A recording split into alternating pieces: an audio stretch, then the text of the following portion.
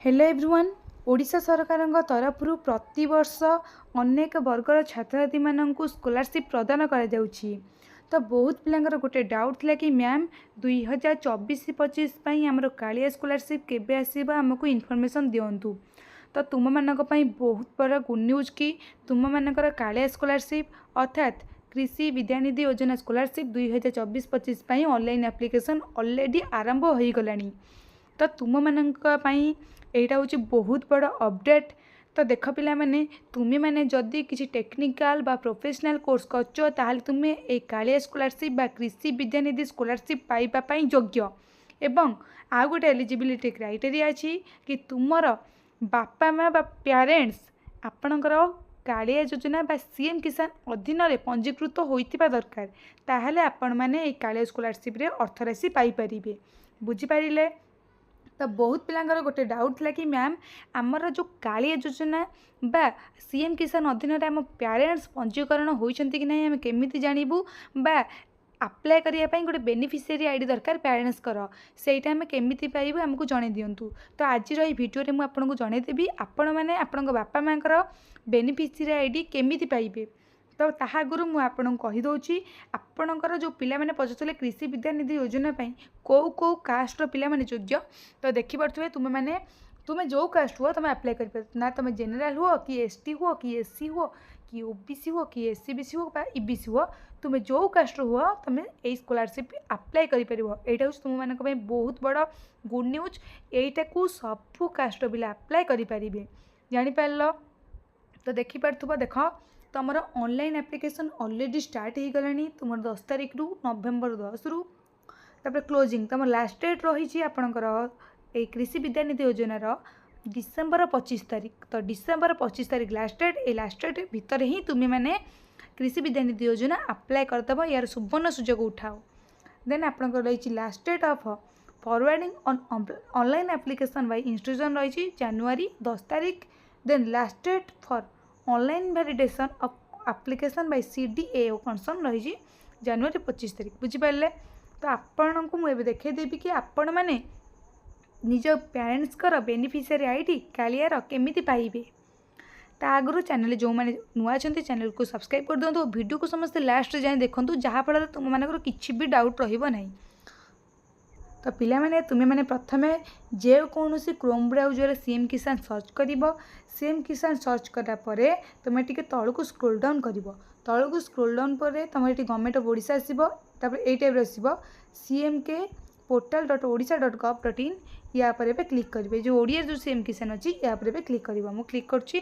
देख क्लिक कलापर तुम मानक ये गोटे आस बेनिफिशियरी लिस्ट देखिपो बेनिफिशियरी लिस्ट ये तुम आस डिस्ट्रिक्ट नेम तुम्हें तुम डिस्ट्रिक्ट नेम टी सर्च कर डिस्ट्रिक्ट नेम पिला माने सर्च करुँची।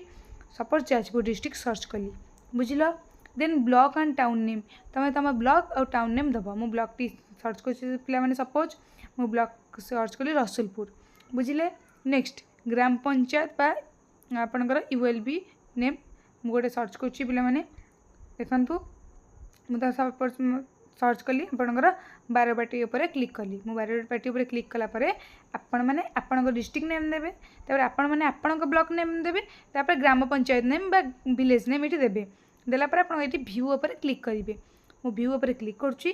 देख भ्यू उपर क्लिक कलापर तुम मानकर ये आसो गोटे स्मॉल आपणकर स्मॉल फार्मर आसो आउ ये लार्ज आपणकर आसो। तो ये स्मॉल फार्मर उपर मैंने फास्ट क्लिक करूँ तापर नेक्स्ट आपणकर ये आप भी क्लिक करेंगे बुझिले। तो आपण मानक मुझे कही रखुची SM माने आपणकर स्मॉल मार्जिनाल फार्मर जो माने क्षुद्र चाषी आपणकर ये LAH माने लैंडलेस आपणकर जो माने लैंडलेस अच्छी से माने है।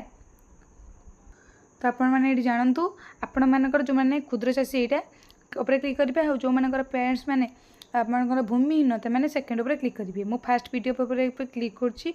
वीडियो पर क्लिक डिस्ट्रिक्ट नेम आसीगला ब्लॉक आसीगला ग्राम पंचायत आसीगला बुझिले। नेक्स्ट सीएम किसान आईडी तापर विलेज नेम थिबो तापर बेनिफिशियरी नेम थिबो फादर्स बा हस्बैंड नेम थिबो तापर जेंडर थिबो बुझिपारे। एमती आपण मैंने देखि भी पारिबे। आपण मैंने ये देखिए बारबाटी आमर अजय बेहेरा योगी बेहेरा मेल। तो ये टाइप आपण मैंने चेक करेंगे देखूँ ये टाइप आपण मैंने आपणकर बापा माँ भी चेक करेंगे।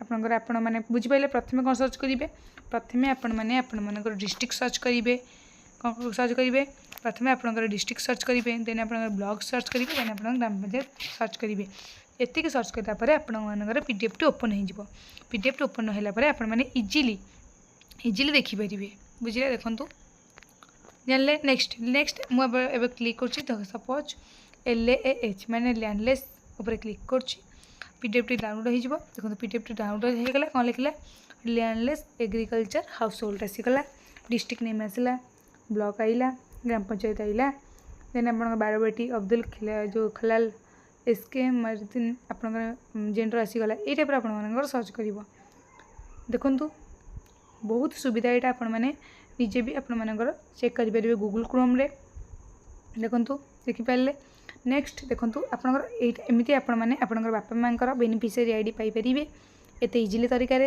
नेक्स्ट पिलांकर क्वेरीज थी मैम आम केते टंका ये पाइमु देखो काले स्कॉलरशिप आपको बहुत ह्यूज अमाउंट स्कॉलरशिप प्रदान कराऊँगी तेणु ये सुविधाटा को पिला तुम हाथ छटा जमा करनी जदि तुम टेक्निकल कि प्रोफेशनल कोर्स कर निश्चय काले स्कॉलरशिप बा कृषि विद्यानिधि योजना अप्लाई कर आउ यार सुविधा उठाओ बुझल तो पिलांकर आउ गोटे डाउट थी मैम आमको केते टंका मिल तो केते टंका मिल तुमको देखे दूची देखो आपण मैंने ये आनेक्सर 1 लिखाई फी स्ट्रक्चर फॉर कृषि विद्यानिधि योजना for private institution self financing course के मिलूँ MBBS आपको DMET 4.5 इयर्स करेंगे DMET आम MBBS 4.5 इयर्स आपको वार्षिक 37,950 टका मिलूँ BDS DMET आप 37,950 टका वार्षिक मिलूँ जो मैंने बेसिक बेस नर्सिंग कर DMET अंडर कोर्स कर diploma in medical laboratory technician वार्षिक 18,000 टका GNM वार्षिक 36,000 टका ANM वार्षिक 6,800 टका